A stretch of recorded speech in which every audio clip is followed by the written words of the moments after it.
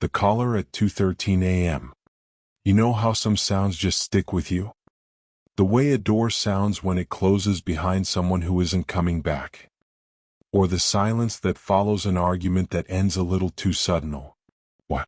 For me, it's a phone ringing at 2:13 in the morning.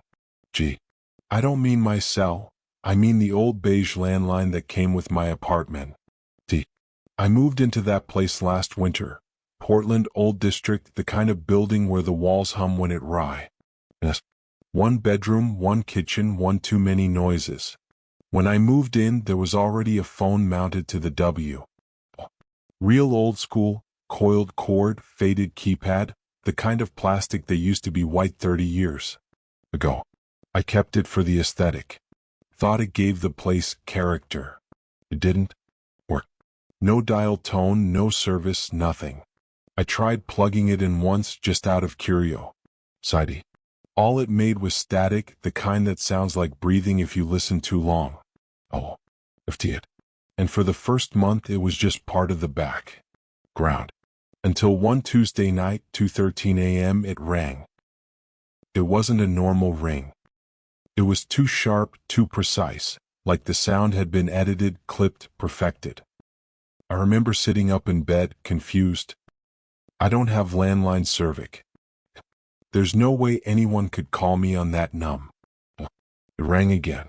I got up, walked to the kitchen, stared at. Every nerve in my body said do it. And then, like an idiot, I picked it. Is this Miley? That's all it said. A man's voice, calm, polite, too polite. Like he'd rehearsed the question. I said nothing. Emily, can you hear me? I hung up. The silence after was worse than the call. Because silence isn't empty, it's waiting. The next morning I checked the phone again. Dead line. No tone, no signal, nothing. I convinced myself it was a dream. You know those moments half awake when your brain fills the dark with ghosts of noise? That had to be it. But the next night at exactly 2:13 it rang again. Same tone. Same rhythm. Same voice. Emily? It's late.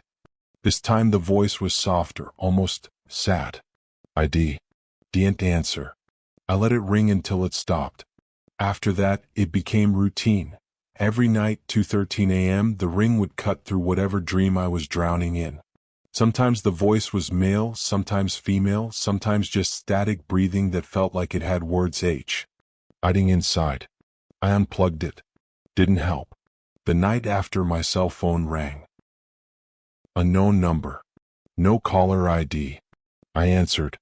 You moved the phone. Same voice. Same calm. The call ended itself. No click, no disconnect, just gone. That was the first time I felt something I hadn't felt since childhood. That pure, stupid kind of fear that makes you want to run without knowing where. I couldn't sleep after that. I kept every light on. I left the TV playing infomercials just to drown out the sound of my own heartbeat. When the next call came, I didn't answer. When the one after that came, I threw the phone across the room. Didn't matter. Every night, 2:13 a.m. Sometimes once. Sometimes twice if I ignored it. The voice started saying things that didn't make sense. She's waiting for you. It's time to come home. Don't hang up again. I tried to record it, voice memos, screen capture, everything. Each morning the recordings were gone. Not corrupted, deleted. My call log showed nothing. No history. As if the calls were never real. But the phone kept ringing. By the second week, I'd stopped pretending it was a prank. There's only so long you can live inside coincidence before it starts rearranging your nerves. So I did something desperate. I went to the thrift store, bought an old answering machine. One of those models with a tiny cassette tape inside. I plugged it in, connected it to the landline, the dead one, and waited. That night it rang on schedule. I didn't answer. I just let the tape spin. Next morning I hit play. Static. Then faintly. Emily? Pause. Please don't hang up this time. Then a sound, a soft, wet cough like someone speaking through water. And then, you're not her. Click. I yanked the tape out, my hands shaking so hard it unwound like ribbon. Inside, written in black marker, were 2 words. Call back. I stopped going to work. I stopped answering texts. I lived between midnight and 3 a.m. waiting for the ring. I started researching. Forums, archives, weird tech boards, any mention of phantom phone calls, analog hauntings, deadline loops. There were stories. An engineer in Detroit who claimed phone lines sometimes remembered voices if left connected to power too long. A woman in Ohio who said her dead husband left her voicemails years after his number was deactivated. None of it helped me sleep. One post caught my eye. 2:13 a.m. is the time of the reset, the minute between signals. I don't know why, but reading that made something click. I went to my closet, dragged out the trash bag where I'd thrown the old phone. It wasn't there. Instead, the shelf was clean. Too clean. Like someone had wiped dust away with a sleeve. And on the counter, neatly coiled, cord polished, sat the landline. Its red light blinked once. Then the call came through my cell. You moved it again. That was the night I stopped being brave. I called my mom at 2:20. She answered groggy, scared. I told her I was hearing things, that someone was calling me, asking for Emily. There was silence on the line for too long. Then she said, "Honey, don't answer that phone." I asked why. She started to cry. She told me something I don't remember, or maybe something I never knew. When I was a kid, maybe 6, maybe 7, I had a sister. Her name was Emily. She died in an accident before I started school. Mom said she and Dad were at the hospital all night, waiting for the machines to stop. They said the last thing they heard before the nurse turned off the equipment was a phone ringing.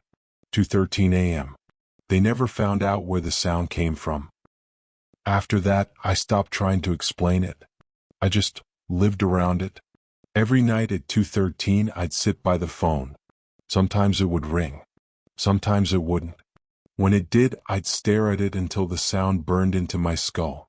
When it didn't, the silence did the same. Weeks passed like that, measured not in days but in rings. One night I decided to answer again. Maybe out of grief. Maybe out of guilt. I said, "Emily's not here."